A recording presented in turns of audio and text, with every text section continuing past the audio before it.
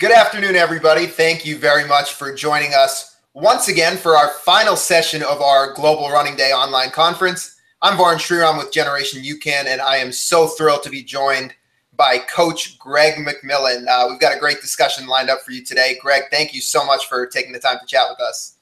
Sure, happy to be here.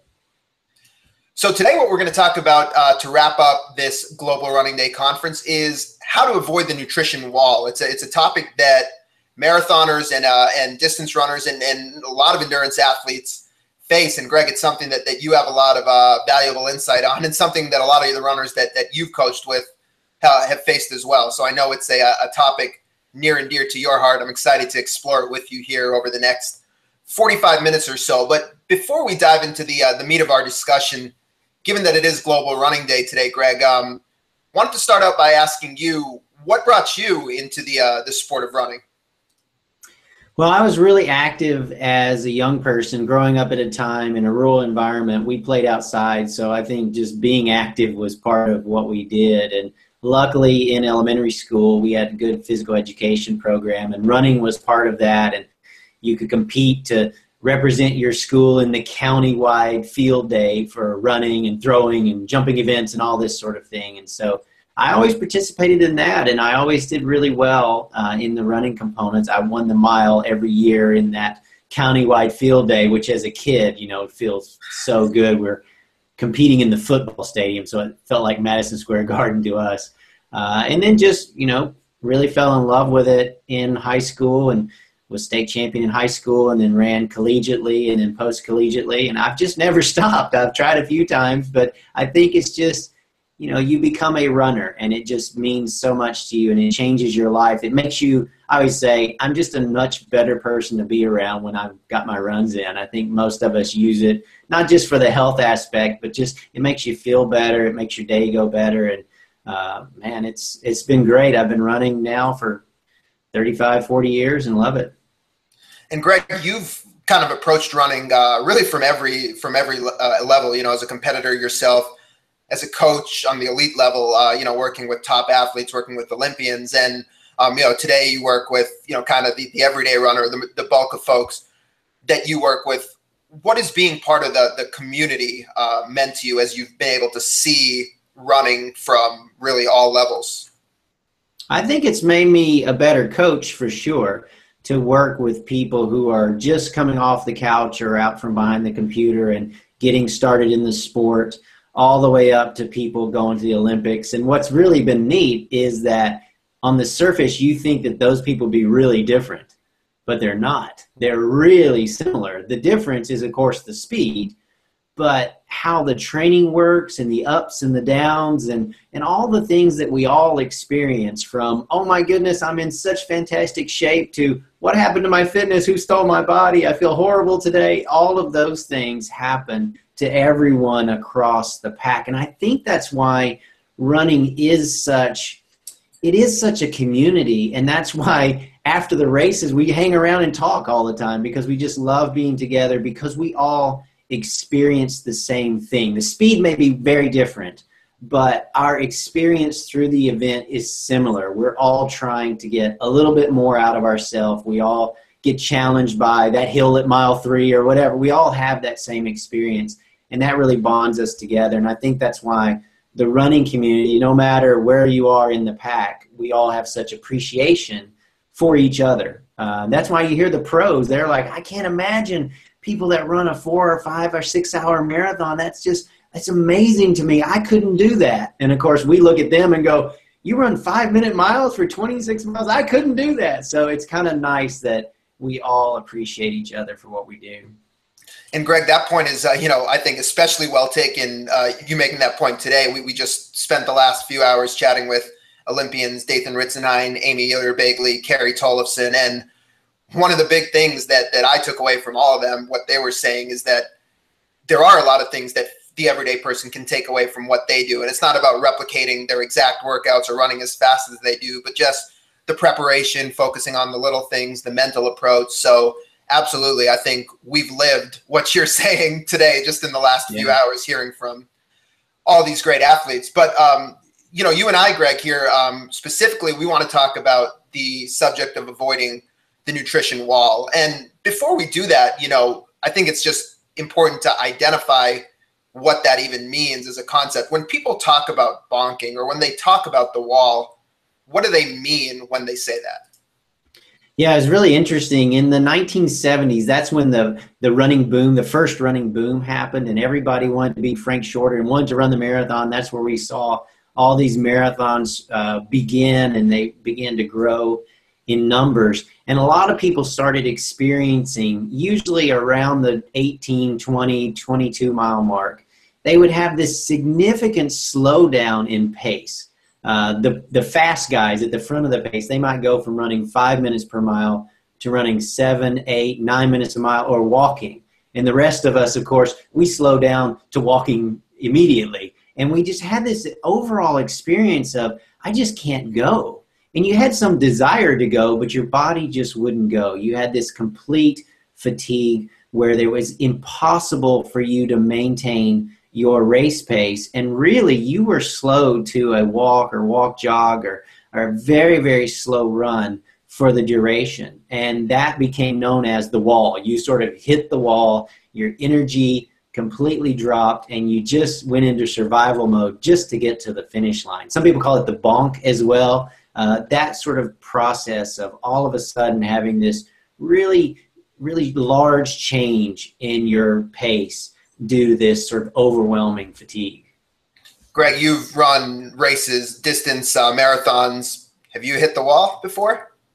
Yeah, I did. I've done it twice in 2 marathons, and it's not fun for sure. And I think that that's why it's such an important topic, because it can happen and it's not a pleasant experience. And certainly it ruins your race. You're not going to run the time you want, and you certainly don't feel great over those last few miles. But we've learned a lot over the last 30 or 40 years about the wall, about the bonk. And like you say, I come to the sport from several different viewpoints. One is as a runner, obviously starting very young, even winning the National Trail Marathon Championship as a master's runner when I turned 40. But also as an exercise physiologist, I have a master's degree in physiology. So I liked looking at, why is this happening? What's going on in the body to cause this sort of wall or bonk or this fatigue? So I like coming at it from that angle as well. And whenever that sort of boom happened in running and people were running more marathons and this wall really became a significant problem for people, obviously the researchers, the exercise scientists started saying, well, what's going on with that person when this is happening? So they set up these crazy experiments where they'd get people on the treadmill and, of course, force them to bonk, force them to run till they hit the wall. And then they would measure all these things that we could measure. And slowly we began to tease out, okay, what might be going on in the body? And I'll run through those now if that's okay with you. There's sort of a few that started early, and then we've added on to some later. So the first one that became popular was that you were burning through your muscle glycogen stores. So inside your muscles, you have a store of carbohydrate that we call glycogen. And when you're running, your body burns fats, it burns carbohydrates, and some of that carbohydrate is from that muscle glycogen store. And so if you deplete those stores or they get low, some people were experiencing the wall. People that experienced the wall had low muscle glycogen stores. So that was one potential cause, was, okay, wait, we want to make sure our muscle glycogen stores aren't running out. The second was they were noticing that sometimes when people had hit the wall, their blood glucose or blood sugar level was really low. And that was associated with hitting the wall. And of course, all of us have gotten hungry before. We've had low blood sugar. We know that that's not an optimal state for us to be in. So that became associated with hitting the wall. Then we also were able to kind of look inside the muscles at the muscle structure themselves. And we started to see that some people, when they'd hit the wall, they had a lot of disruption in their muscle fibers. So their tissues were actually getting damaged, and that became associated. And those are kind of the big three for a little while. But now we've gotten more into the psychological, what's going on from a psychological standpoint. And there's some new theories coming out and some research that's showing that there can be some subconscious things going on that are associated with hitting the wall. A lot of that is kind of a feedback loop. So the suggestion is the brain is sort of monitoring your body, and it's starting to get too low. I'm going to ramp up this feeling of fatigue so that you don't run into that issue, almost like a protective mechanism. Same with blood glucose. Oh, blood glucose is getting low. I'm going to make you feel tired, so you'll slow down and stop burning it as much. Same thing with your muscle fibers, right? Oh, these too much muscle damage going on. I'm going to slow you down. So there was kind of this subconscious, we don't even know it's going on, can be driving that wall, if you will.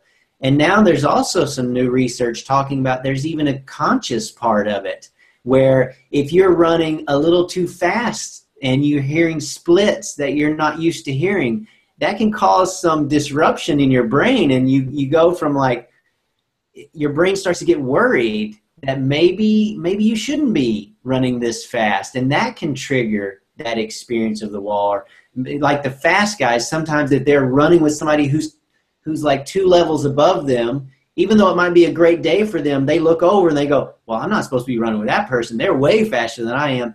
And that may consciously cause this wall. So there's kind of a really, like a big bubble of things that go on that can lead toward this experience of the bonk and the wall. So it's a fascinating thing because it doesn't come down to one thing. It can be multiple things. It can be different for different people. But as a runner, and if you're going into an event like a marathon, you want to cover your bases with all these things. You want to make sure you look at all of those factors and say, okay, what can I do to make sure from a training standpoint and the race itself that I'm not triggering any of those things that can cause that wall or that bonk? So certainly, I think you did a great job. There's a combination of factors that are contributing to this. Is there any sort of consensus at present time, what is most contributing towards hitting the wall, or which of these factors that you've outlined kind of has the biggest bearing, or is that something that is still evolving that we're still trying to understand?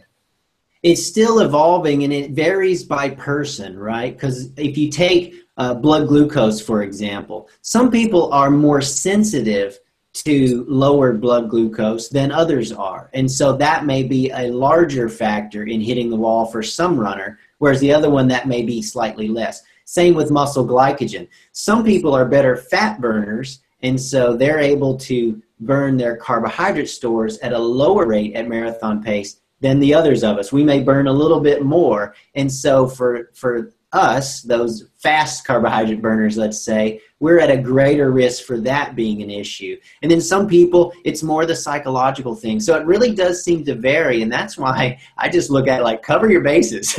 Look at your training and what you plan to do in the race and try to avoid any of those scenarios that could lead to you having this sort of premature bonk or wall that you hit in the race. When you were coming up, as an exercise physiology student, was there a different understanding at that time of what were the contributing factors to a wall? And would you say maybe what your initial understanding of what caused hitting the wall, has that evolved? Like even for you personally, has that evolved over the years from what you may have been schooled on?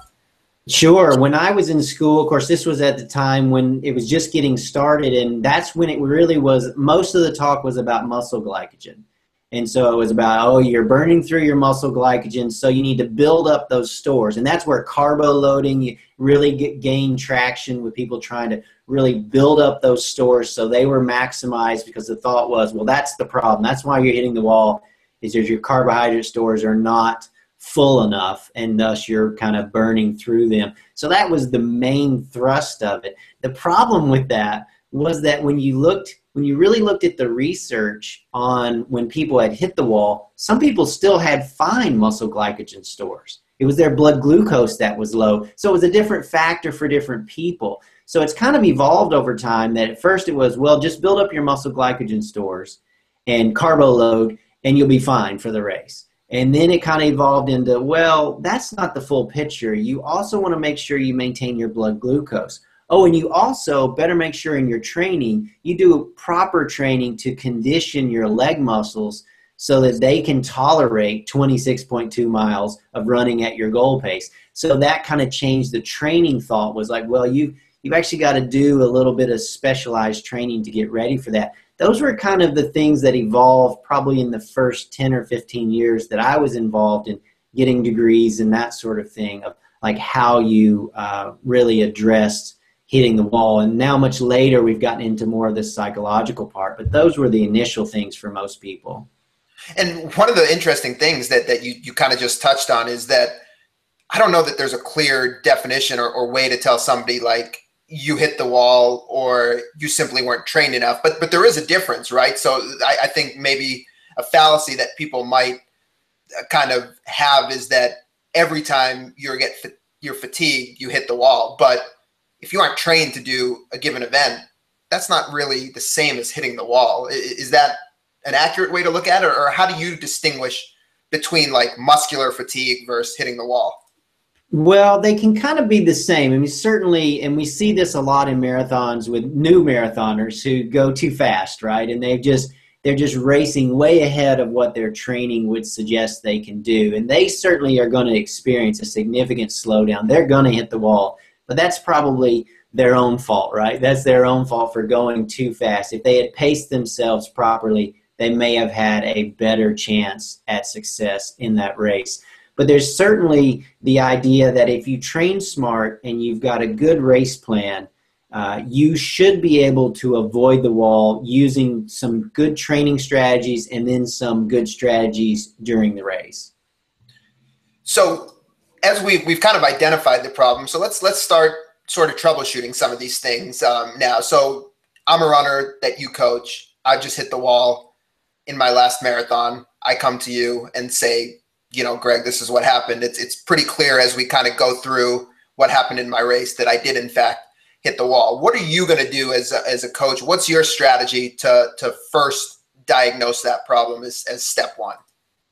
Well, the first thing we're going to do is look at their training, because we can affect that for the next race. So we're going to start thinking about their training and setting it up to where, okay, we want to make sure we do training runs and specialty workouts to condition the leg muscles so that they are ready. That means consistent weekly mileage and then some marathon type work. And most people know that you've got to do long runs, you've got to do marathon pace runs, you've got to do some runs that make you tired because that then conditions your body. It signals the body, hey, grow a little stronger so you can handle that. You make it tired again. So you kind of get used to that sort of suffering from the long distance races. You can do some specialty runs where you're saying, hey, we want to make sure that we deplete the muscle glycogen stores in this run, because then if you refuel, you restock those and the body's smart. It says, okay, buddy, if you're going to keep depleting my muscle glycogen stores, I'm actually going to build the store up and build the tank a little bit bigger. Body's really smart. So when you do those long runs and you do deplete those muscle glycogen stores, you eat that meal shortly thereafter, boom, your body restores the muscle glycogen and actually builds those stores a little bigger. So those are two things we can easily get to. A little smarter training, doing some specialty runs, taking advantage of this idea of, okay, we can deplete the muscle glycogen stores and we can build those higher. So those are things immediately we'd want to be thinking of in this next build up to the marathon. Already proven you can do the marathon. We want to do a successful marathon, really feel strong at the end so we can schedule those workouts in. How does that aspect, when we're talking about depleting the glycogen levels and increasing our ability to store glycogen or store carbohydrate, how does that tie into blood glucose levels? How do we kind of think of those two and trying to kind of manage those two factors in a parallel way? Yeah, so it's easy to hit the wall. Just don't ingest any carbohydrate and go run for a long time, and you will eventually hit the wall. And that wall could be lowered blood glucose. It could be a lowered muscle glycogen store. I think for a lot of us, it's lowered blood glucose. That's the first thing that we experience. And the main reason is because your brain uses glucose. That's its primary fuel that it likes. And so as a result, as a survival mechanism, the body has a very tight range of blood glucose levels that it likes. If you get too high or too low, it sends out reactions to deal with that. So I think for a lot of people, they just go for a run, no carbohydrates, and that's the primary reason that they're kind of hitting that wall Secondary is that they're burning through those muscle glycogen.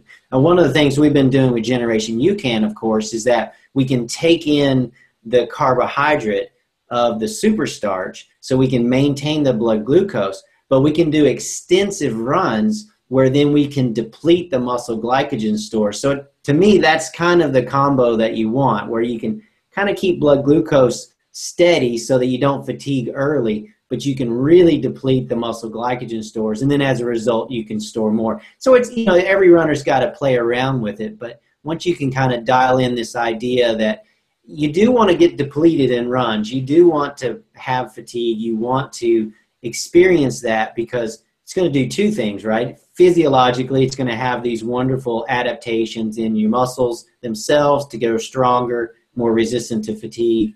Muscle glycogen stores as well, but also psychologically, you're going to get used to suffering. You're going to get used to feeling bad while you're running. And the marathon is that way. It's a hard race. And so the last few miles of the marathon are always difficult. Even I won a national championship at it, but it was still hard at the end. You're still battling the mental suffering. And so that's a component that you can do. So as you look at the training of an athlete, you're trying to say, okay, we want to maintain blood glucose, but we'd really like to deplete stores. So we'd like to get a really long run in, or an intense run. And we don't want that to be too limited by blood glucose. So there's lots of strategies you can use nutritionally as well as from a training planning standpoint to really prepare yourself to avoid the wall in your next marathon.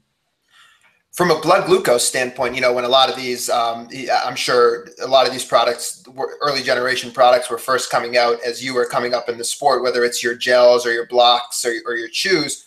Mm-hmm. A lot of people sometimes think of those in the context of, I need to take in a certain number of calories to replace what I'm burning. But in reality, they're actually timing those and taking that dose of, whether it's 25 grams or 30 grams of carbohydrate in the gel. They're taking those at set intervals really as a way to maintain their blood sugar levels, correct? Like how would you talk about that idea of blood sugar maintenance versus I need to replace what I burn calorically? That is a great topic, and it's very misunderstood. The bulk of the energy for your marathon you already have in your body when you start. It isn't something that you ate.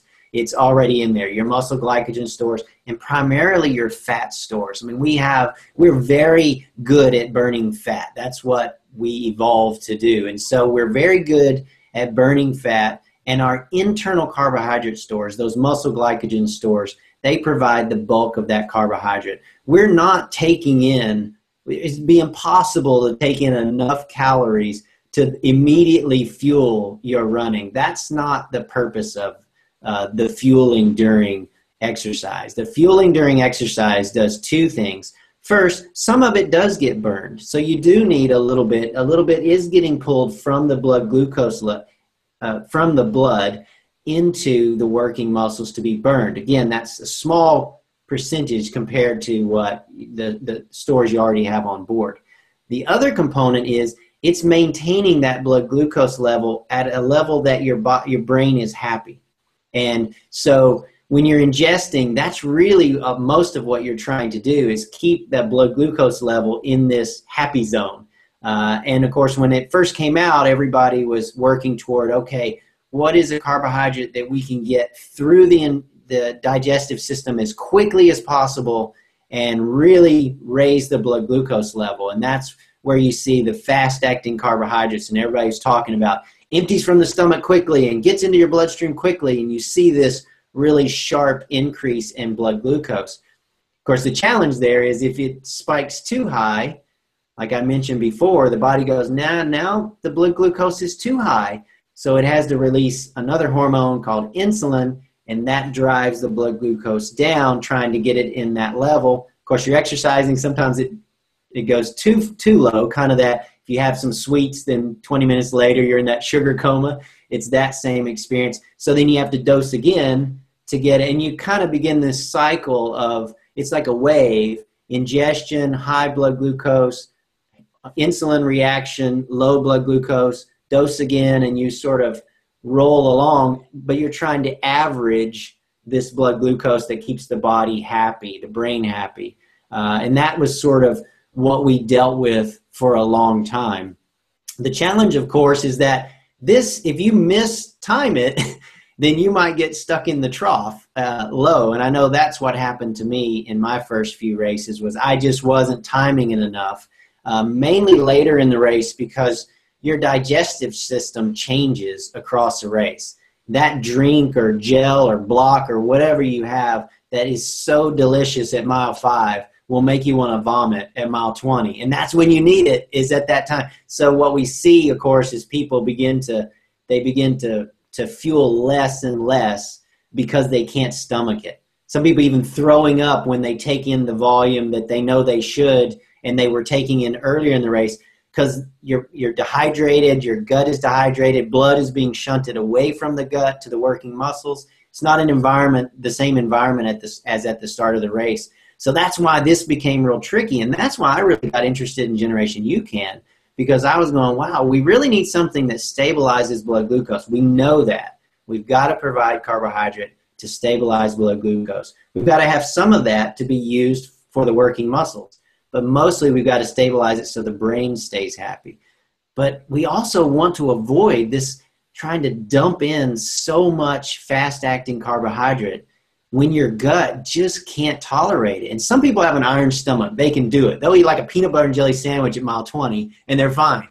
But most of us that have experienced the wall, a lot of times we just couldn't stomach any more of the sports drink or the gel or the block. And so we began to, not hydrate enough. And that's why I think Generation UCAN is interesting, in that its promise is, okay, you can have this steady level, but it'll be easier on your gut because you're not slamming it with this very frequent dosing of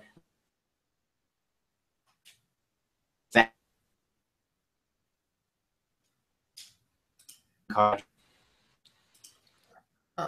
Looks like I lost you there for a minute, Greg. Let's see if you you got me now? Yep, we got you now. So I think one of the initial points that you raised, and you just touched on it again, is how all these factors are so interrelated. So if we're riding the blood glucose wave and we have to keep fueling over and over and over again, but at some point our stomach says no mas, then we can't get the fuel we need, and that can lead us prone to bonking. And then the other point you just made was that when the blood glucose is stable, then the brain doesn't need to suck up glucose, additional glucose from the muscles. So again, if we're keeping things stable, then the brain can stay happy. So I think it is interesting to hear your perspective on how kind of one of these problems can feed off the other. In working with so many athletes and kind of running into or getting insight into the problems that they run into, how common would you say this issue of not being able to take in what's needed calorically to support steady blood glucose is towards the end of a race? Is this something that you're seeing a lot of athletes come to you with? Yeah, I think it's the main reason that people are not successful in the marathon. I think that certainly if you're not trained for it, then you're going to have a bad experience, or you're likely to have a bad experience. But for a lot of people, they do a training plan. They get ready. They do the long runs. They do all the things. But on race day, typically, I just feel like our experience has been that most people just underfuel. They're not able to maintain the blood glucose, and that drops. They burn through all their muscle glycogen, and as a result, it's a snowball effect where all these things, the conscious mind, the subconscious mind, blood glucose, blood glycogen, all of those things, muscle damage, all those things go together and lead to the wall. So we typically find if we can just smooth out their nutrition strategy for the race, often that's key miles. And that's where most people lose all of their time. They lose it over just the last few miles. So if we can just have power over the last few miles, and that power typically comes from two things. First, your brain's got to be excited. It can't be having a pity party. It can't be feeling bad about itself. It's got to be like, yeah, I'm at mile 20. Let's get this last 10K in. If you have an excitement for, like, bring it on, I'm ready to challenge myself, then that's really good. If your brain is got low blood, if there's low blood glucose, your brain will be unhappy. We all know that in our everyday lives. So you've got to maintain that. And the second is, if you can have stable blood glucose, then you don't risk burning through your muscle glycogen. That can take care of itself in a smooth kind of way. You never have these troughs. And as a result, you've got a little extra there at the end. You've got that power at the end that you need. You've burned more fat. You've spared your muscle glycogen as best you can. And now you've got a little bit more in the tank for the finish. You get that dialed in, and typically, well, you try it in practice, and your training runs even go better. So the quality of your training runs get better, and then as a result, you're more prepared for the race.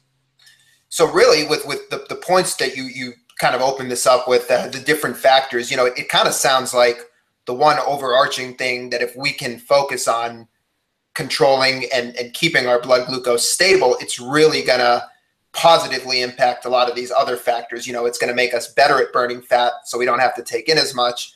If we don't have to take in as much, we're less prone to GI issues. If our blood glucose is stable, we're not pulling as much from our stored carbohydrates. So like you said, we have that when we need it the most towards the end of the race. So would you say that kind of that overall implication or focus on controlling blood sugar is really something that can positively impact all the other factors that could add to hitting the wall? Yeah, I think on race day, that's the thing. I feel like, some of the stuff like your muscles, obviously, that's training. You've got to get them prepared before the race. But during the race, I feel like if you've done everything right, if you can just maintain your blood glucose level, then that's kind of been the secret of late. As we've been really working on getting a nutrition strategy for people that is very simple, is not complicated, it respects your gut, it respects your stomach, it respects that the tummy's going to be different at mile 20 than at mile 2, and is really simple, but yet maintains blood glucose. That sets the athlete up to really have that mental energy and physical energy at the end of the race. You do it right, and it can happen, and you see it. If you sit at enough finish lines like I do, you see the people, and you're like, wow, that person really nailed it today. You can see they just have so much power over the finishing stretch, and boy, they really dialed it in.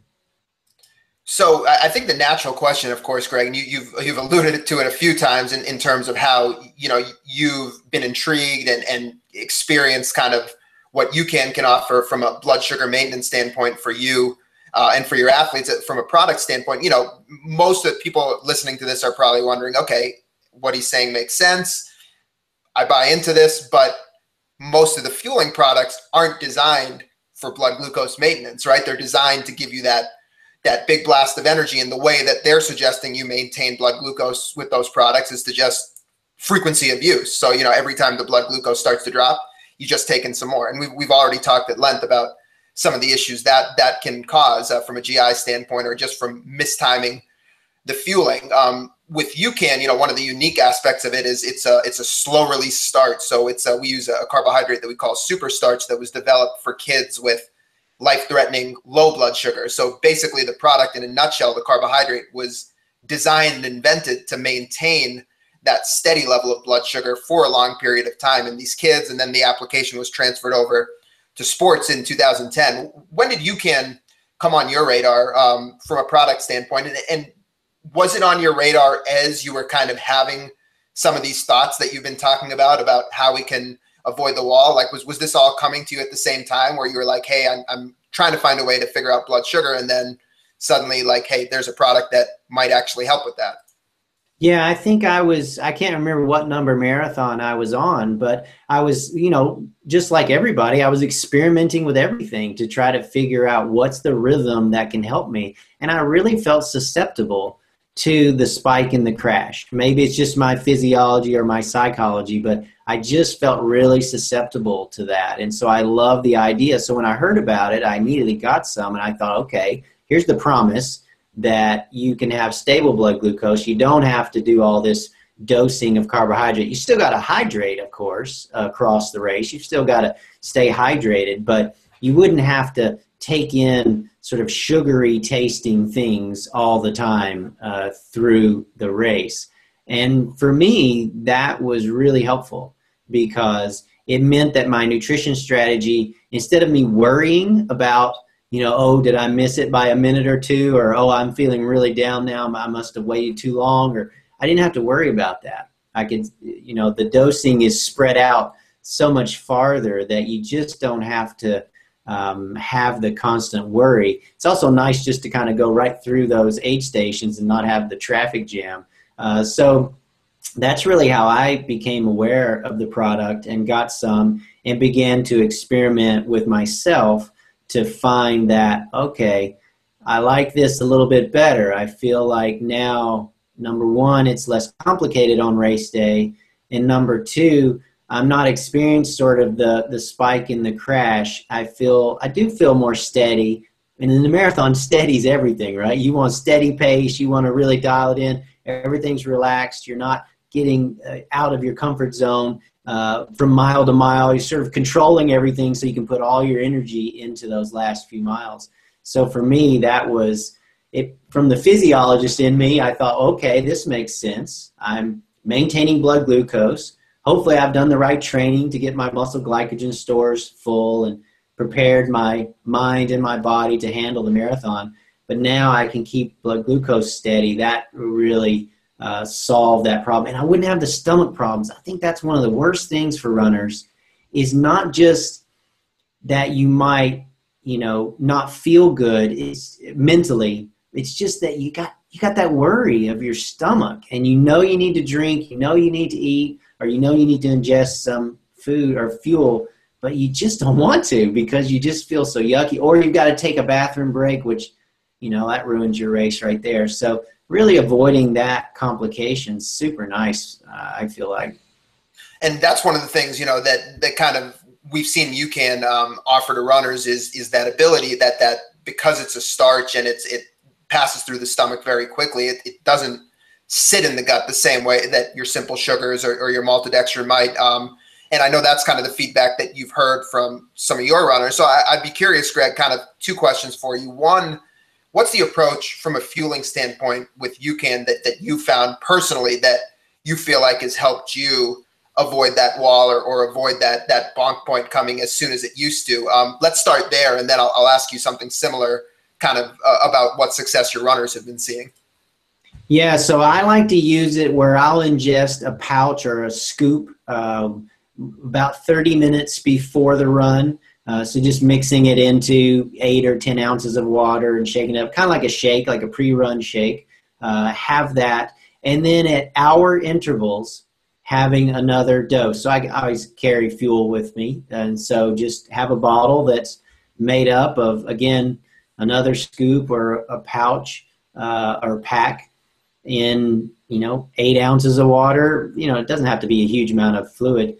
And you just take that every hour, and that seems to just keep you steady, and it digests really well. And the rest of the time, you're just drinking your water or your water and electrolytes. So, usually drinking that on a 15 or 20-minute schedule. So I guess if you get real detailed, it'd be ingesting some fluid, some UCAN before, not in a ton of fluid because I don't want to have to go to the bathroom. And then every 15 to 20 minutes having water and electrolytes. And then every hour ingesting another serving, if you will, of UCAN. And for me, I try to run around 3 hours in the marathon. So that means at 1 hour and 2 hours, I have that dose and then I'm finished. If I were to go longer, I would just keep adding. Our ultra people seemed like they just keep adding every hour. They'll dose. People play around with the flavors that they want. They play around with how dilute or how concentrated. Some people make it into a paste. Some people put it in really tiny jars. Some people have it in a big water bottle. Everybody kind of finds their own method. But ultimately, that's the simplicity, is just once an hour, you just ingest another dose or another serving of UCAN, and off you go. And I think two critical points that you raised, I'd say number one is, while UCAN is a powder and you mix it in a drink like a shake, to your point, we're really thinking of it more like liquid food because of the nature of the carbohydrate, because of how it digests. It's not like a gel where you need to chase it with 16 ounces of fluid for digestion. So you really have, and I know a lot of your runners have shared some pretty unique ways that they've carried it with them, making it really concentrated. So you can mix up the UCAN into a gel type of consistency and carry it in a little baggie or a little flask. You can mix it as thick or as thin as you'd like. So when you are taking those servings, on the hour, you're probably consuming it within 5 or 10 minutes, correct? You're not sipping on it like a hydration drink. You're kind of getting it in your system pretty quickly. Yeah, I would say, I take my time for sure. So I'm usually carrying the bottle, I had it in my pack on my waist and I take it out and I'm just running along with it. And yeah, usually, certainly within 1 mile, I will have downed 8 ounces of fluid or 9 ounces of fluid. It's very easy to ingest over that. So yeah, you get the serving in, you reholster your bottle, and then you just start back on your regular hydration plan from there. So that seems to be pretty good for me. It certainly seems to be working for a lot of athletes. Like I tell everybody, everybody's unique. You got to experiment. You got to figure out what works for you. But if you're kind of like me and you kept trying a lot of the traditional fueling methods and feeling like, wow, I'm not having smooth energy, I'm having these sort of crashes and my gut is very unhappy, then I think moving toward, really, I like when you said liquid food, or just like that's what we're going for, is this idea that, wow, we don't really need to crush our gut with this spike. And wouldn't it be nice just to take in a serving, run for an hour, take in a serving, run for an hour. And that really simplifies race day for me. So I like simple. I think it makes race day, because you want to be focused on the event and you want to be focused on what you should be doing, particularly in the latter stages of the race when you really need to be engaged in, bringing your inner superpowers to like keep getting yourself down the road. You don't want to be thinking about all this sort of timing of ingesting things. And that's where what's interesting is I think it kind of goes hand in hand. I mean, there's the aspect that you're talking about where there's simply less to think about because the strategy is simple. And then there's more of the scientific end of it that you were talking about earlier, where if we're using a fueling pattern that's designed to keep our blood glucose steady for a consistent period of time, then that, based on how we know our brain works and our brain's need for glucose, that's also going to help us from a cognition standpoint, or, just mentally help us be more locked in and not kind of have that brain fog. I mean, is that something that you've noticed yourself, or have you gotten any feedback from runners that have kind of been using this UCAN fueling approach that mentally they just feel better? I don't know if you've ever heard specific feedback on that. Well, yeah, I certainly, like I said, I was very susceptible to the crash. Again, maybe it's my physiology, but if I dump a bunch of sugar, then I'm really susceptible to, my body must respond quickly with insulin and say, get that blood glucose lower, because I definitely feel that. Obviously, I just removed that experience from my running. I don't ever have that experience. Now, if I didn't ingest the UCAN, then certainly I would have the experience of fatigue. I would eventually get fatigued if I didn't take in any more, but it wouldn't be the like sugar low, which I think people have experienced, sort of a sugar low versus just a fatigue, I'm running out of energy mode. Those are kind of two different experiences. So I think that's what we hear from some people, is certainly they don't have the same experience that I did, where you have that real kind of crash, that whole like 2 p.m. right after lunch, and all of a sudden, you're feeling that way. I don't really have that for sure. I think that can almost be an unusual experience for some runners, where all of a sudden they're so used to this like big burst of energy and then this crash, big burst, and that becomes their run, almost begins to mimic that wavy pattern of blood glucose. And then suddenly they don't have that. They just sort of feel okay the whole time. And that's kind of what you want in this race, in your racing, so that you don't have to deal with all those complications. And I think that's so interesting. You know, when I describe it to people and say, what am I going to feel? It's exactly what you said. You know, it's almost that you feel nothing. And in this case, feeling nothing is good. You know, you don't want to ride that wave. You just want to feel consistent. Yeah, right. Greg, this has been fantastic. It's been great to get your insight on this. I'll kind of leave you with the last word. If there's a couple takeaway points that you want people to really, really remember in terms of the overall topic, avoiding the wall, what would you say it's important that people leave this session with kind of sticking in their mind? Well, I would say number one, you can do it. We've got plenty of people that have figured it out, so it can be figured out for sure. We think we have pretty good insight onto what's going on. Those 5 factors that I mentioned: the low blood glucose, the muscle glycogen stores, the muscle damage, the subconscious and the conscious. So you can address all of those pretty easily. And that should be some of the focus of your next training cycle, should be making sure you're covering all those bases. And then experiment in some of your long runs and certainly your preparatory, like rehearsal runs for the marathon with the nutrition strategy. Try to get it as simple as possible so that you maintain blood glucose and you feel good, you have power across the duration that you need to have power. And then you can just carry that nutrition strategy into race day and feel very confident that you won't experience the wall or the bonk. Well, Greg, I know there's a lot of people on here that are definitely finding your insight valuable, and I think one of the great things, you always have a way to simplify this stuff. You know, some of these concepts can be overwhelming, or it's just kind of information overload for some people. You know, they're getting hit with so much, but I think the way you've described it, it's pretty crystal clear. If you know, this isn't the only thing that you talk about. You have a variety of different training tactics and training plans. What's the best way for folks, you know, who want to get more of the McMillan way to get involved with you guys? Yeah, so the website is McMillanRunning.com. You can just Google that and it'll come up.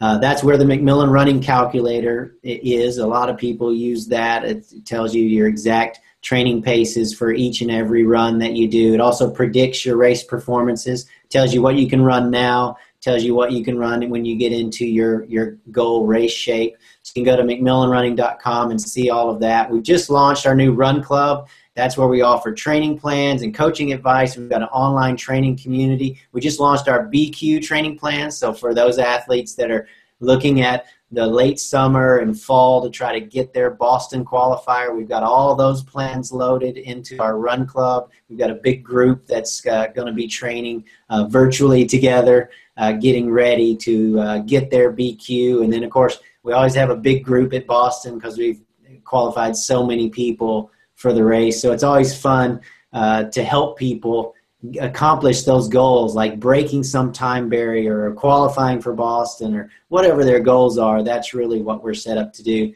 And all of that you can find on McMillanRunning.com. And, you know, Greg, I've seen the senior groups in Boston and in Chicago. I'll just tell folks, you know, it's a terrific group, a really, really energetic bunch of folks, and all the coaches that Greg works with, they're terrific as well. I've gotten to know them a little bit too. So Greg, I just want to really thank you for the insight. It's been a fun day. You were batting cleanup for us today, and you know, rounded this out with a really nice session. But for everybody that tuned in, either for Greg or for Carrie and Kathy talking about tips for women runners, Pete Ray and Ryan from Zap Fitness talking about the mental side of running, or Dathan Ritzenhein and Amy Bagley, 2 Olympians, talking about how they train. I hope you found something valuable for you today, and all of these sessions will be emailed out to you here in the next couple hours. And if you are interested in what Greg's doing and finding out more about McMillan Running and the Run Club, there will be some more info in there for you as well. So just a big thanks to everybody who made Global Running Day so special and so valuable for us today. And Greg, ultimately, a big, big thanks to you. I really appreciate you being part of this today. It was my honor. Thanks, Warren. Thank you, everybody. For those of you who haven't gotten your run in yet, like me, we'll be heading out the door immediately after this. For everyone else, I hope you enjoyed and are still enjoying Global Running Day. Hope you'll join us next time. Thank you so much.